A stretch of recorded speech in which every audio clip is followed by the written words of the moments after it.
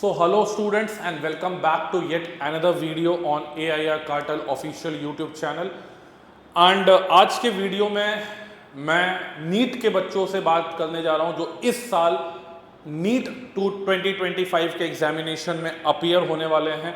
ठीक है, सारी इंटीमेशंस आपको मिल चुकी है, आपके सेंटर कहां पे पढ़ने वाले हैं, किस सिटी में पढ़ने वाले हैं, ये इंटीमेशन आपको मिल चुका है ताकि आप जो है सही समय पर अपने जो भी ट्रांसपोर्टेशन अरेंजमेंट है वो कर लो और विद इन आई थिंक 1 मई या उससे थोड़ा एक दिन पहले भी एनटीए जो है अपनी साइट पे एडमिट कार्ड भी रिलीज करेगा।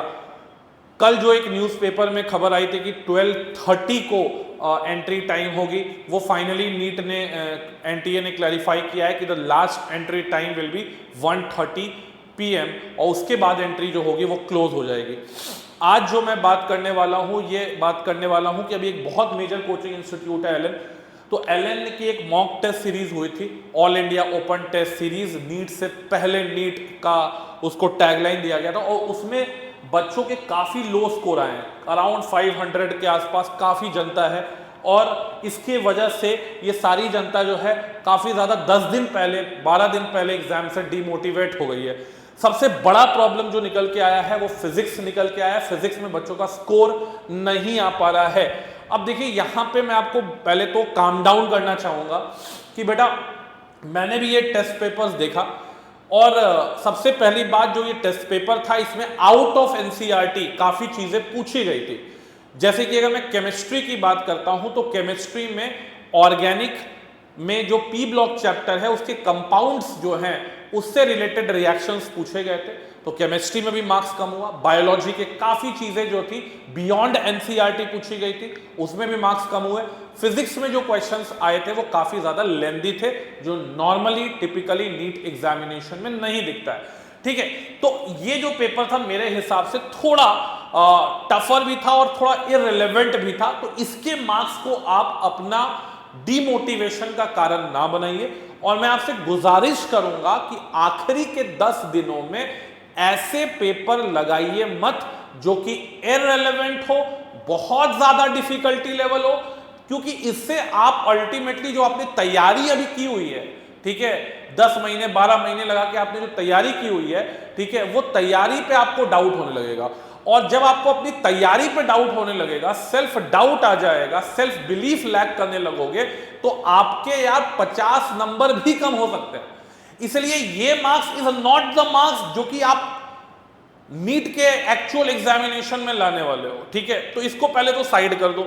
सबसे पहली बात है कि कुछ स्टूडेंट से मेरी बात हो रही थी, सबसे बड़ा प्रॉब्लम जो है उनका फिजिक्स में आता है। फिजिक्स में देखिए क्या है ना, अब आपके एक दो टॉपिक जो है वो वीक होंगे अगर, तो मैं उसको बताता हूं उसको कैसे आपको पढ़ना है। सबसे पहले ना आप लोग ठंडे दिमाग से, दिमाग को रिलैक्स करके आप पहले टॉपिक को समझिए, फॉर्मूलाज देखिए, पीवाईक्यू लगाइए, एक आध पीवाईक्यू लगा लीजिए और एग्जाम में जाके अपीयर हो जाइए। होता क्या है कभी कभी, ये मेरा पास्ट एक्सपीरियंस भी रहा है क्योंकि मैंने भी अपने समय में काफी कॉम्पिटिटिव एग्जामिनेशन फेस किया है कि जो सब्जेक्ट आपका या जो टॉपिक आपका सबसे ज्यादा स्ट्रांग रहता है जनरली उसमें सिली मिस्टेक हो जाते हैं और जो टॉपिक आपका वीक रहता है ना वो आपके सही हो जाते हैं एग्जाम में।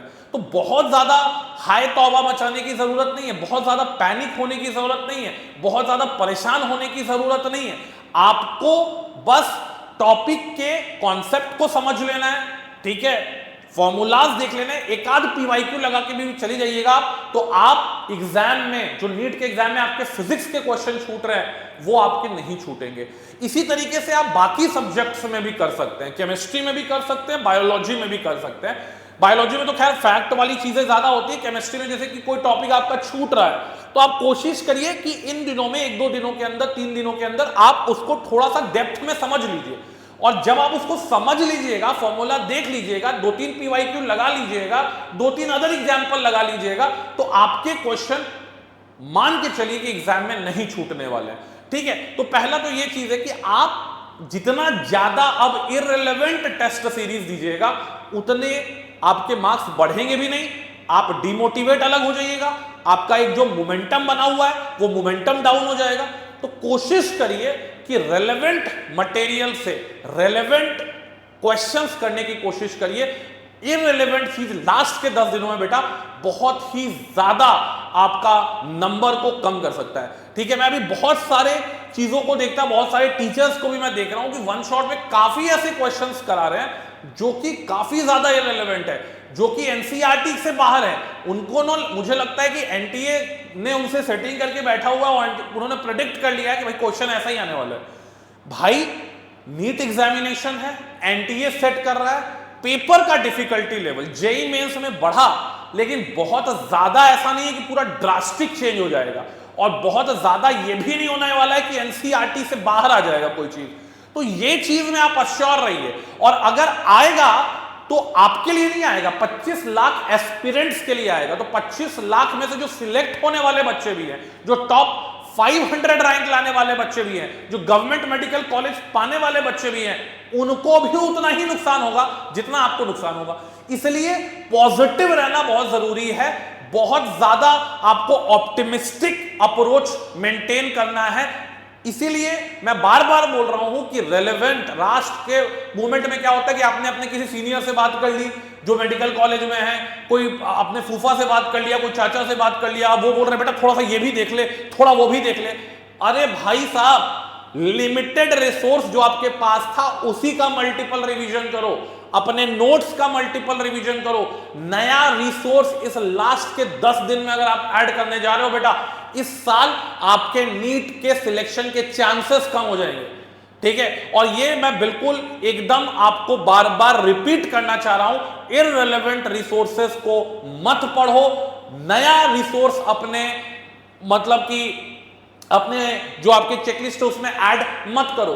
ठीक है, जो आपने अपनी एक स्टैक बना के रखा हुआ है, रेलेवेंट स्टैक है, उस स्टैक से आप एक बार चेक कर लो कि मेरे सारे चीजें हो चुके हैं। कोई चैप्टर में अगर 1-2 फॉर्मूला छूटा है उसको प्रैक्टिस कर लो, 1-2 कॉन्सेप्ट छूटा हुआ है वो देख लो, लेकिन इररिलेवेंट टेस्ट सीरीज मत लगाइए अब। ठीक है, एक चलिए आ गया, बहुत ऑल इंडिया ओपन टेस्ट था तो आपने लगा दिया, देख लिया, बट अब आगे चल के आप ऐसा कोई भी टेस्ट सीरीज ना लगाएं। पार्ट टेस्ट जो भी आपका कमजोर टॉपिक है उसके पार्ट टेस्ट लगा ले, 15-20 क्वेश्चन कर ले, काफी है। रिलैक्स स्टेट में रहना आखिरी 10 दिनों में बहुत जरूरी है। रिलैक्स स्टेट का मतलब कहीं से भी ये नहीं है कि आप पढ़ना लिखना ही छोड़ दिए। रिलैक्स स्टेट का मतलब है कि आपको अपना जर्नी इतना 2 साल का पता है, 1 साल का पता है, आपको पता है कि मुझे अपने प्रॉब्लम्स क्या हैं, इसके सॉल्यूशन क्या है। प्रॉब्लम्स भी बेटा सिंपल है, सॉल्यूशन भी सिंपल है। प्रॉब्लम अगर एक टॉपिक मैंने आपको बताया आपका वीक है, कोशिश करिए उसके कॉन्सेप्चुअल को समझने के लिए, ज्यादा टाइम नहीं लगेगा। फॉर्मूला देखिए, 2-3 सवाल लगा के एग्जाम में चले जाइए। हाई तौबा मचाएंगे, पैनिक हो जाएंगे, मोमेंटम खराब हो जाएगा। नेक्स्ट चीज मैं आपको बताना चाहता हूं कि अगर आप लोग अभी तक एक चीज नहीं कर रहे हैं तो जरूर करिए, एंड दिस इज मेडिटेशन। आप ये इसकी पावर आप जानते ही नहीं है सर। आपका दिमाग जो है इनफाइनाइट टीबी का हार्ड डिस्क है, इसमें बहुत सारे इंफॉर्मेशन स्टोर रहते हैं। इंफॉर्मेशन की इंटरमिक्सिंग नहीं हो जाए, सही समय पे इंफॉर्मेशन जो है बाहर निकल के आए, खासकर एग्जाम हॉल में आए, इसके लिए दिमाग का इनफाइनाइट टीबी का जो हार्ड डिस्क है, इसको हमेशा हर मोमेंट पे क्या चाहिए? ऑक्सीजन चाहिए। इसको चाहिए क्या? इसको चाहिए रिलैक्सेशन। और रिलैक्सेशन कैसे होगा? मेडिटेशन का। कोशिश करिए कि ब्रीदिंग एक्सरसाइज करिए। आप लोग जेन जी के जनरेशन के लोग हैं, आपको ये बहुत खराब लगता होगा, बट बात मानिए कि ये चीज जो है आपकी सिली मिस्टेक्स को अवॉइड कर देगी। और मैंने टॉपर्स को ऐसा करता हुआ देखा है। मेरे जो बच्चे टॉप 100 में रैंक लाए हैं, चाहे जेईई एग्जाम चाहे नीट एग्जामिनेशन में, उन्होंने मुझे बताया कि सर मेडिटेशन करके मेरी जो सिली मिस्टेक एआईटीएस में हुआ करती थी, मॉक टेस्ट में हुआ करती थी, वो अब नहीं हो रही है, फाइनल एग्जाम डे के दिन नहीं हुई। तो बेटा मेडिटेशन करो, अपना जो ईटिंग हैबिट्स है वो सही कर लो। और मैं बार बार बोलना चाह रहा हूं कि स्लीपिंग हैबिट्स अभी भी अगर आपने चेंज नहीं किया है तो it is very high time कि आप उसको चेंज कर लो। 12 बजे तक आप सो जाओ, सुबह आप 7 बजे 6-7 बजे उठ के वापस पढ़ाई कर सकते हो। दिन में अगर आपको थोड़ा सा स्लीपी लग रहा है 1-2 घंटे दिन में भी सो सकते हो, बट रात में बहुत ज्यादा जगने की जरूरत नहीं है, क्योंकि आपका पूरा का पूरा जो दिन है वो बर्बाद होता है इससे। और एग्जाम आप रिकवर कब होना स्टार्ट करते हो? 3-4 बजे के बाद, और एग्जाम है आपका 2 बजे। तो इसलिए आप अगर 4-5 बजे तक पढ़ रहे हैं ना, तो आप अब उसको छोड़ दीजिए आखिरी के 10 दिनों में। बस इतना ही बोलना चाहूंगा। आप लोग कमेंट सेक्शन में बताइए कि आपकी जो सिटी है वो सिटी क्या आपकी होम सिटी ही है, और अगर होम सिटी है तो जरूर अगर मौका मिले तो अपने घर वालों में किसी को भेज के, जो मतलब एडमिट कार्ड आएगा जब स्कूल निकलेगा, तो एक बार स्कूल को विजिट जरूर करा लीजिए, कहां पे आपका किस स्कूल में सेंटर पड़ा है, किस कॉलेज में सेंटर पड़ा है। बस इतना ही बोलना चाहूंगा इस वीडियो में। तब तक के लिए बेटा जय हिंद, जय भारत एंड जय बांग्ला।